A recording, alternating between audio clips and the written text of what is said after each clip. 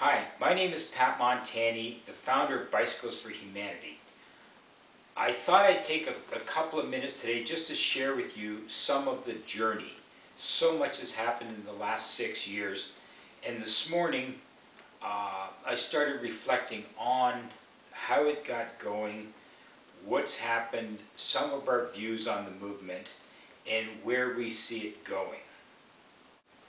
Stephen Jobs, in his brilliant speech at Stanford University to the graduating class of 2005, talked about connecting the dots, and you can't connect the dots going forward but only looking backwards. And today, the incredible chapter in Thunder Bay and Paul Morelli and Steve Clausen have a new movie coming out. And I thought today would be a great day simply to reflect on what's happened.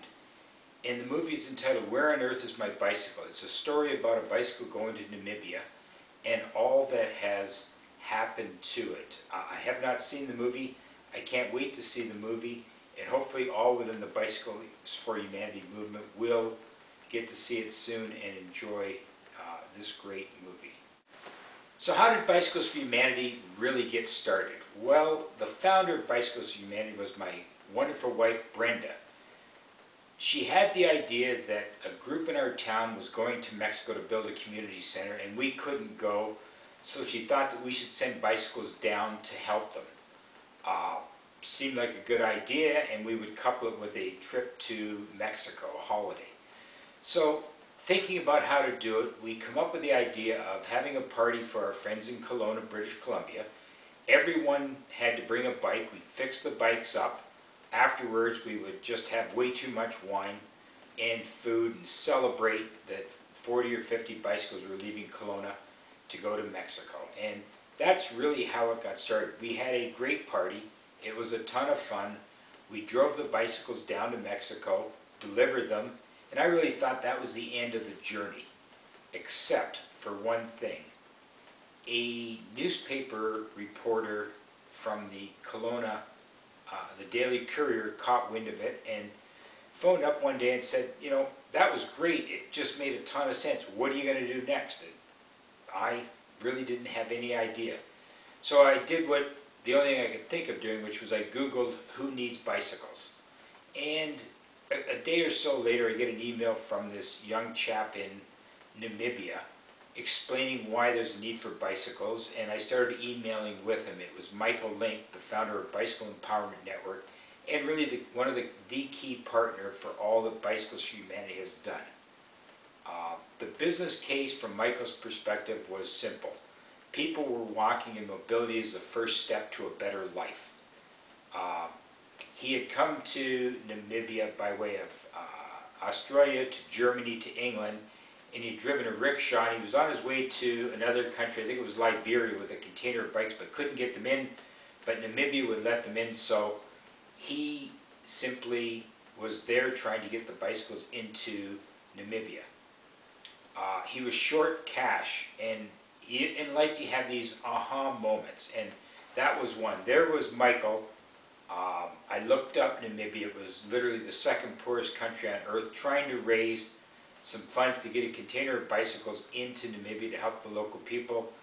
And at that point, Brenda and I simply decided to help him. And we thought that it would be a good idea that to send a container of bicycles from Kelowna.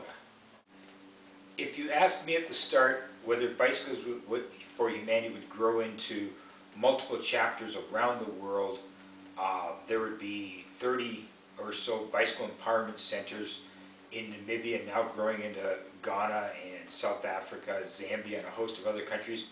In my wildest dreams, I wouldn't have thought that possible.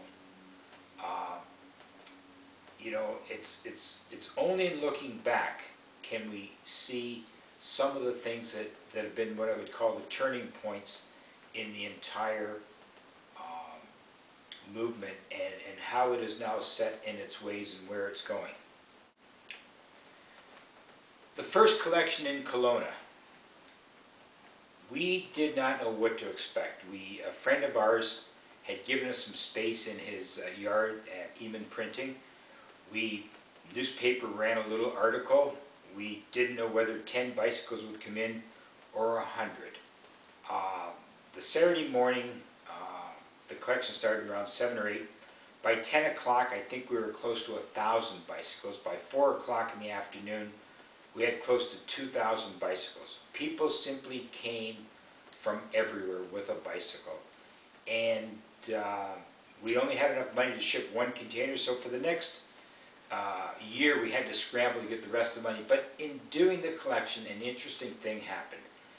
It was almost like a rite of passage. People would bring their bicycles. They would tell us what the bicycle meant to them, where they'd gone for a ride with their son or daughter, their wife, the journeys that they're taking, and all wished that bicycle would carry on to someone in Africa. And it was an extremely powerful thing, and it really is a part of the foundation of Bicycles for Humanity, that is people connecting to people. A bicycle is universal. Everyone understands that the bicycle is the first step to a better life. And as I say, that's how it got going. We had a ton of fun. We had way too many bicycles, but we knew that over time we could get them there. A movement is born. We didn't start out to create a movement. We simply started out to send one container of bicycles to Africa to support Michael in his work with the Bicycle Empowerment Network. Shortly after we shipped it, a friend of ours in Vancouver, Phil Burgess, called and said, you know, I'd like to do that with Scott Slater, who was a teacher at a school in North Vancouver. Sure, why not? So we helped them do it. They had a ton of fun. The students collected all the money and all the bikes and shipped it to Namibia. Well, that was underway. I got a call from a doctor in Thunder Bay who's become a dear friend of mine and one who I admire beyond almost anyone else, Steve Clausen. Steve phoned and said, you know, that made sense. Steve had practiced medicine in the developing world. He understood the need for a bicycle, and he started a chapter, Bicycles for Humanity, Thunder Bay. I think today it's probably shipped 6 or 7 containers. They've moved into Sierra Leone, and it's the reason I'm doing this today is because of Steve and Paul Morelli and what they had done with the movie that's coming out tonight, Where on Earth is My Bicycle?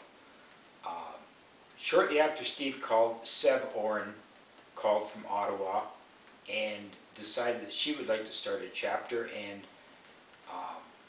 today Ottawa, like Thunder Bay, has shipped 5 or 6 containers. Seb has done an incredible job, and I consider, you know, Seb, Michael, and Steve really the founding members of the Bicycles for Humanity movement. You know, people go, why is it a movement? You know, a movement, I've always believed that Bicycles for Humanity was a grassroots thing. It was people connecting with people here. It was people connecting with people in Africa, half the world apart that they never see. It was the community here coming together. It was the community over there coming together. And I think why it took off and why it appealed to people was it had a start and an end. You know, people knew that they had to raise the $2,000 to $3,000 to buy the container, the $5,000 to $6,000 to ship it, and the entire communities got behind it and simply made it happen. Here in Africa, Michael and his team there found the funds to get it shipped there and start onto a better way of life for the people in Africa and the people here, and it's simply grown from there. I think today there might be 30 or 40 chapters. There literally have been 15,000 bicycles have gone to Africa, and it continues to grow in 101 wild and wonderful ways.